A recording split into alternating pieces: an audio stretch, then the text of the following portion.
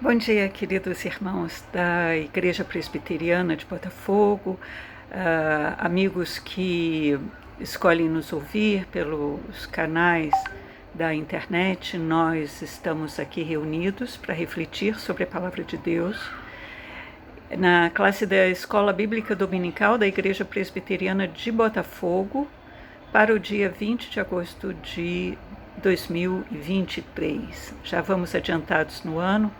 Temos estudado temas que interessam ao cristão na sua vida em sociedade, nos seus relacionamentos, e nós louvamos ao Senhor porque Ele nos dá inteligência, capacidade de pensar e refletir sobre a sua vontade para as nossas vidas. E é por isso que eu te convido agora para nós orarmos no início dessa reunião. Senhor, nosso Deus e Pai, nós queremos te louvar e te agradecer, porque o Senhor cuida de nós em todos os aspectos da nossa vida. Nós te agradecemos por Jesus Cristo, que veio ao mundo para nos salvar. Nós te louvamos porque nós conhecemos e aprendemos através da tua palavra, a Bíblia Sagrada, a tua vontade para as nossas vidas. Nós pedimos que o Senhor nos abençoe nessa reflexão, abra nossa mente para podermos cada dia mais estarmos aptos a fazer a tua vontade. Essa é a nossa oração, em nome de Jesus. Amém.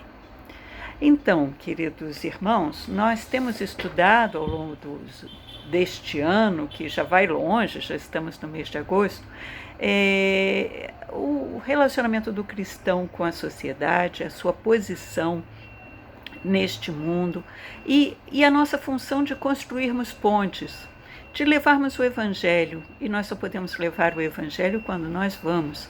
E quando nós vamos, nós nos relacionamos com tanta gente diferente, com tantas ideias diferentes. Mas o Senhor nos dá o comando e nos faz refletir sobre o que significa pregar o Evangelho. Hoje nós vamos falar sobre justiça. Justiça que não gira apenas em torno de direitos, mas sobre o que é certo. E nós temos usado como referência para essas últimas aulas um livro do Jonathan Leeman, que se chama Por que se enfurecem as nações? Nós já estamos chegando no final desse livro e agora nós estamos falando exatamente sobre justiça. E eu queria, num primeiro momento, lembrar a você da nossa Constituição da República Federativa do Brasil, que no seu artigo 5º, você, se não leu ainda, certamente você já ouviu muitas afirmações sobre o artigo 5º que diz: todos são iguais perante a lei, sem distinção de qualquer natureza, garantindo-se aos brasileiros e aos estrangeiros residentes no país a inviolabilidade do direito à vida, à liberdade, à igualdade, à segurança e à propriedade. Esses são direitos que nós chamamos de fundamentais, direitos essenciais para uma vida em sociedade. Mas nós gostaríamos de refletir um pouco mais sobre isso, sobre esses direitos, sobre os aspectos, sobre uma visão cristã, como o cristão anda construindo pontes neste mundo e como nós nos relacionamos com essas assertivas que são as assertivas fundantes, inclusive, da nossa sociedade. Eu te pergunto e peço que você responda com muita coerência com o seu verdadeiro pensamento. Nós somos, de fato, uma sociedade igualitária? Ou há divisões entre nós? Será que nós podemos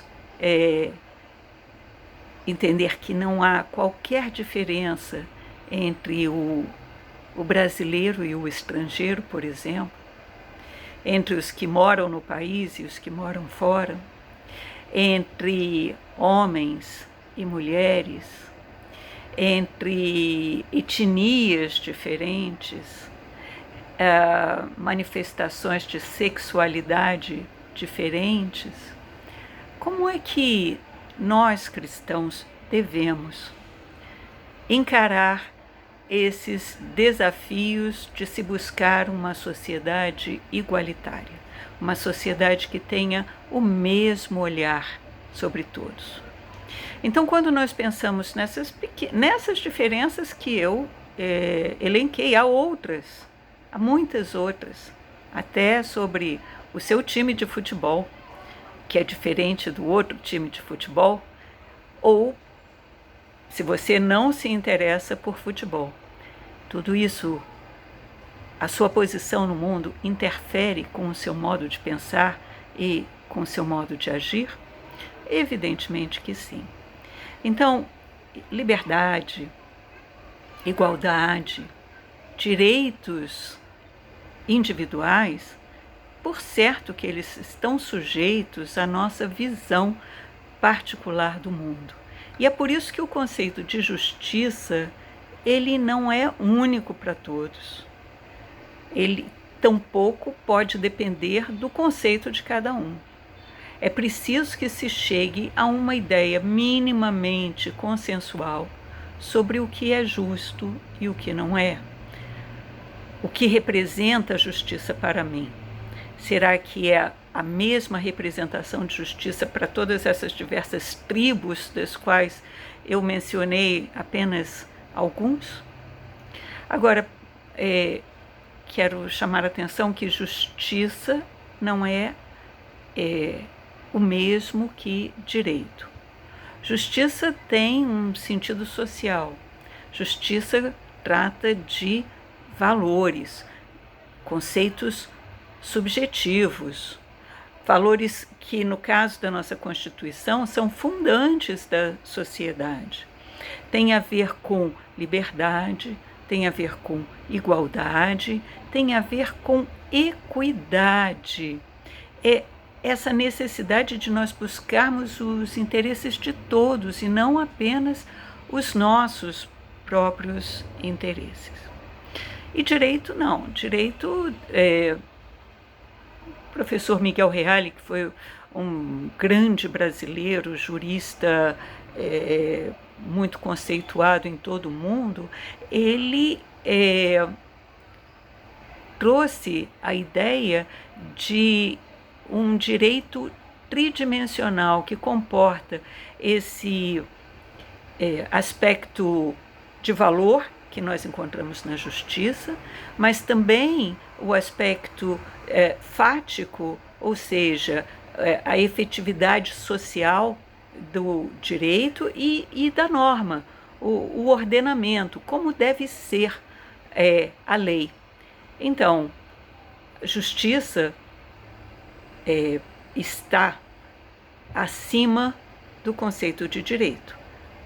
Justiça é o que o direito busca alcançar. Mas nós estamos falando hoje sobre uma perspectiva bíblica do conceito de justiça. Nós não vamos falar do conceito de direito, porque o conceito de direito, na sua acepção fática, ele vai depender da sociedade em que ele esteja sendo exercido. Há sociedades que respeitam alguns direitos, outros não. Nossa sociedade acolhe certos direitos e não considera outros relevantes, mas nós vamos falar de justiça. E justiça, na Bíblia, ao longo de todo o Antigo Testamento, no Novo Testamento também, tem a ver com julgamento, tem a ver com juízo. E nosso Deus também é um Deus que julga. Nós vemos isso em várias passagens bíblicas, tanto do Antigo como do Novo Testamento. Mas eu gostaria de convidar você a abrir a sua Bíblia, porque essa é a nossa escola bíblica dominical. E quero te convidar para abrir o livro de Tiago, que está lá depois do livro de Hebreus, já no finalzinho da Bíblia, o livro de Tiago, no capítulo 2, ele tem um título bastante interessante. E eu peço que você depois, com calma, releia esses ensinamentos. Tiago começa esse capítulo 2 dizendo que não se deve fazer acepção de pessoas, não se deve diferenciar pessoas. E ele vai explicando por quê. Ele diz: meus irmãos, não tenhais a fé em nosso Senhor Jesus Cristo, Senhor da glória, fazendo diferença entre as pessoas, em acepção de pessoas. E cita um exemplo que nós podemos refletir se fazemos igual ou não.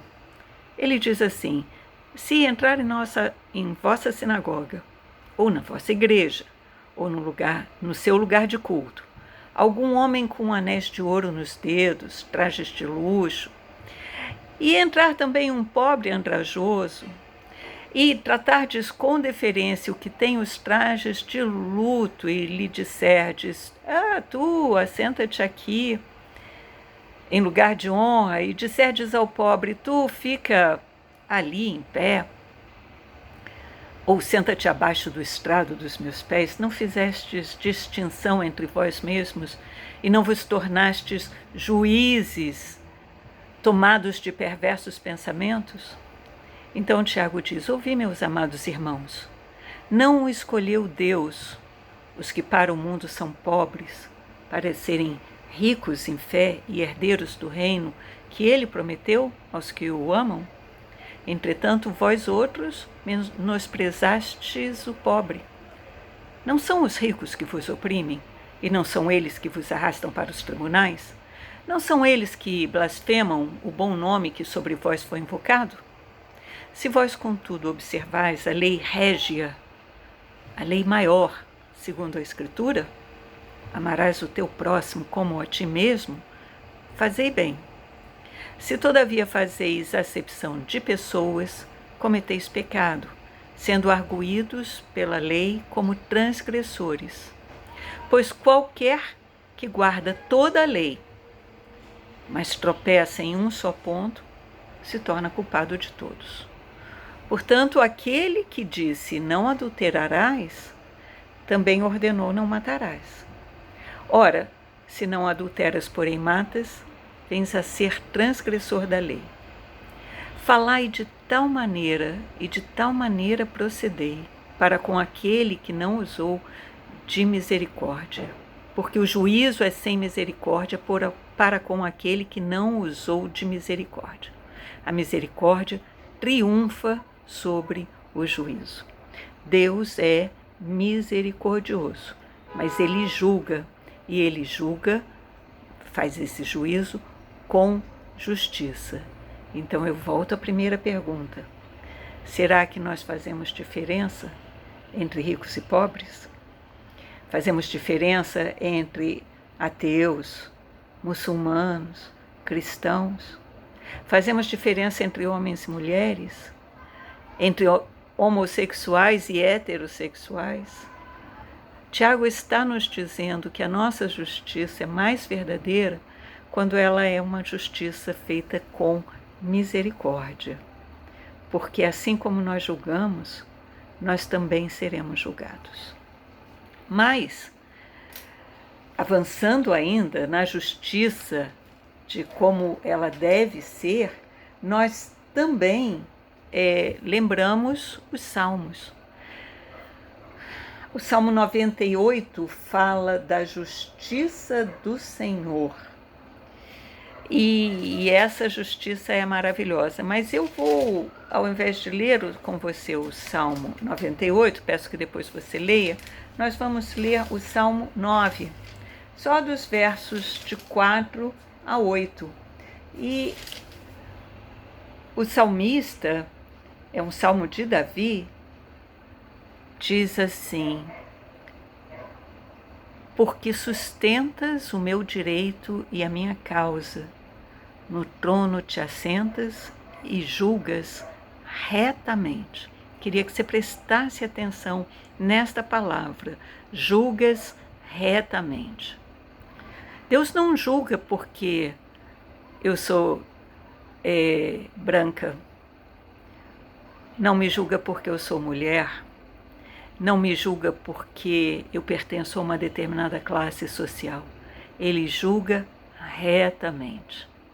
E ele vê o direito do pobre, assim como ele vê o direito do rico. Ele julga retamente porque ele não faz acepção de pessoas. Então veja bem, o salmista continua no verso 5 e diz: repreendes as nações, destróis o ímpio, e para todo sempre lhes apagas o nome. Quando os inimigos estão consumados, suas ruínas são perpétuas. Arrastaste suas cidades até a sua memória pereceu. Mas o Senhor permanece no seu trono eternamente, trono que erigiu para julgar. Ele mesmo julga o mundo com justiça, administra os povos com retidão. Veja que o nosso Deus administra os povos, e não apenas o seu povo escolhido, ele administra os povos e sempre da mesma forma, com retidão. Esse é o exemplo de justiça que o cristão deve seguir. E por que o cristão deve seguir? Porque a Bíblia é a nossa regra de fé e de prática. O que o Senhor nos chama a refletir no nosso dia a dia, e cada dia, porque nós somos pecadores, e nós somos fracos, e nós tendemos a ver primeiro os nossos interesses, é exatamente isso. Como está a minha justiça? Estou julgando todas as coisas com retidão ou não? E justiça pressupõe também equidade. É dar a cada um de acordo com a sua necessidade, porque justiça pressupõe um julgamento reto e o mais justo possível. Certamente você já abriu sua Bíblia várias vezes no livro de Provérbios. E no capítulo 1 do livro de Provérbios, nós temos uma introdução maravilhosa, que é o ensino do uso dos provérbios. E diz assim, o verso 1 do capítulo 1, Provérbios de Salomão, filho de Davi, o rei de Israel, para aprender a sabedoria e o ensino, para entender as palavras da inteligência, para obter o ensino do bom proceder, a justiça, o juízo e a equidade. Esses três termos estão colocados de uma forma a nos ensinar que um está perfeitamente relacionado com o outro.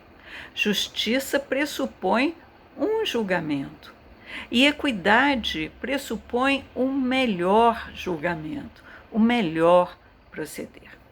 Veja que Deus se relaciona com o seu povo e ele quer se relacionar com todos, porque a grande comissão é ir pregar o evangelho a todas as criaturas. Essa é a grande comissão, é isso que Deus quer, se relacionar com todos nós. A nossa função é justamente essa, de levar essa palavra. E levar as verdades bíblicas, de que a justiça de Deus, ela é pactual. Deus quer um relacionamento conosco. A justiça emana de Deus, mas Deus quer um relacionamento com o ser humano. Então, o que Deus quer é que a nossa justiça seja mediante a sua justiça. Que os nossos parâmetros de justiça sejam exatamente os parâmetros da justiça de Deus. E não vamos nós pensar que nós somos escolhidos porque nós já confessamos a Jesus como nosso Salvador e não há nada mais a fazer. Porque quando nós aceitamos Jesus, aí é que começa a nossa jornada. Não é um fim, é um começo de caminhada. É para onde nós vamos, como nós fomos transformados por essa aceitação de Jesus Cristo. É isso que é importante para o cristão, mostrar que ele é uma nova criatura, porque nós somos tentados a nos desviar todo o tempo. No Antigo Testamento, o profeta Ezequiel trouxe palavras muito duras ao povo de Israel. Aquele povo escolhido por Deus, aquele povo do relacionamento com Deus mais estreito, aquele povo separado, se afastou de Deus.